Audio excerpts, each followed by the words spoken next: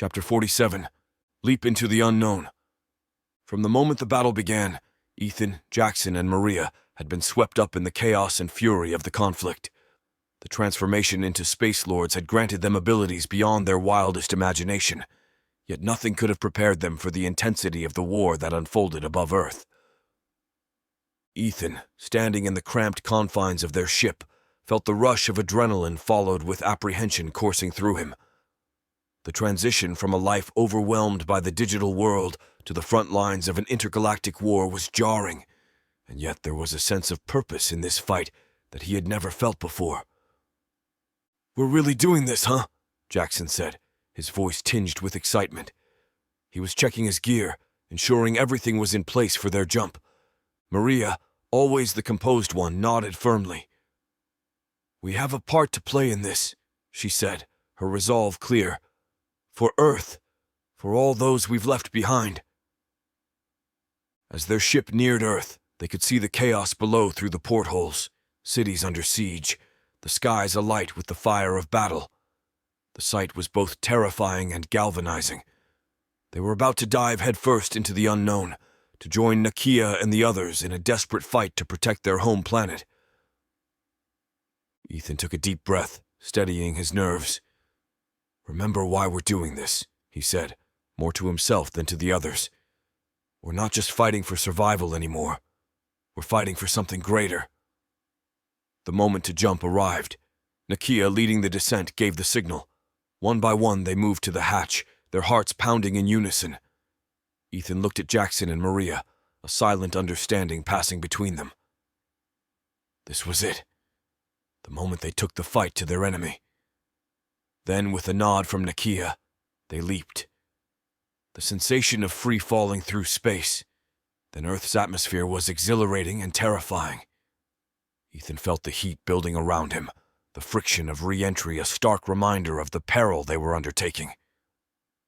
As they hurtled towards the ground, Ethan's thoughts raced. He remembered his old life, the endless scroll of social media feeds, the suffocating pressure of a digital existence. That life felt like a distant dream now. Here, in this moment, he was more alive than he had ever been, fighting for a cause that mattered, for a planet that was his home. Below them, the battlefield drew closer. Ethan could see the flashes of explosions, the movements of Drixarian forces, and the desperate resistance of Earth's defenders. The reality of what they were about to engage in struck him with full force. They landed with the impact of meteorites, their advanced suits absorbing the shock. Immediately they were in the thick of the battle. The Drixarians were formidable foes, their technology and tactics unlike anything Ethan had faced before. "Stay together! Watch each other's backs!" Ethan shouted over the din of battle. They moved as a unit, their training and programming as Space Lords kicking in. Each strike, each maneuver was a dance of death, their enhanced abilities giving them an edge against their alien adversaries. The battle raged around them, a ballet of violence and chaos. But amidst the carnage, Ethan, Jackson, and Maria fought with a single-minded purpose. They were no longer victims of circumstance. They were warriors, Space Lords, defenders of Earth. The battle was relentless, but after some time a startling realization dawned on Ethan. They were fighting in his hometown. His heart skipped a beat as memories, long buried under the weight of his past life and current struggles, resurfaced. The familiarity of the streets, now marred by destruction, brought a pang of sorrow and nostalgia. He barely recognized the place, not just because of the war-torn landscape, but also because he had often been too engrossed in his phone, detached from the world around him. A surge of panic washed over him. "My family," he murmured, the thought of them being in danger overwhelming him. "They think I'm dead. Are they okay?" The worry in his voice was evident, even through the modulated tone of his helmet. Without hesitation, Ethan turned to Jackson and Maria. "I need to find them, see if they're safe. Will you help me?" he asked, his voice tinged with desperation.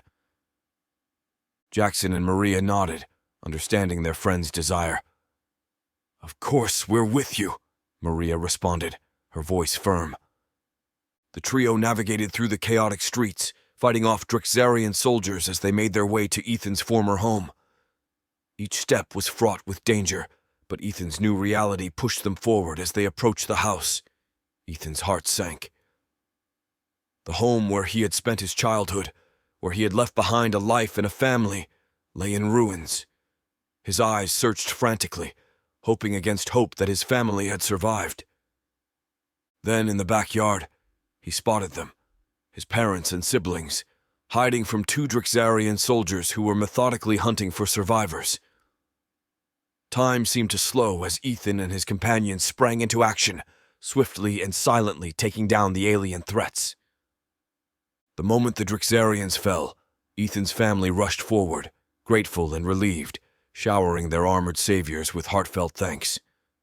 They did not recognize the figure in the black suit as their son and brother, the one they believed was gone forever. Behind his face shield, a tear rolled down Ethan's cheek. The emotional turmoil was intense. Should he reveal his identity? After all the pain and anguish he had caused them with his departure and suicide note, would this revelation bring them closure or deeper sorrow? Ethan wrestled with the decision, the weight of the moment heavy on his shoulders. His family was alive. That was what mattered most. But as they looked at him, unaware of the man beneath the armor, he felt an ache for the connection he had lost, for the time that could never be reclaimed. In the end, Ethan chose to remain silent about his identity. This battle, this war, was bigger than his personal struggles. He was a space lord now, sworn to protect Earth and its inhabitants. Perhaps one day when the world was safe again, he could return to them, not as a troubled son, but as a guardian who had helped save their world.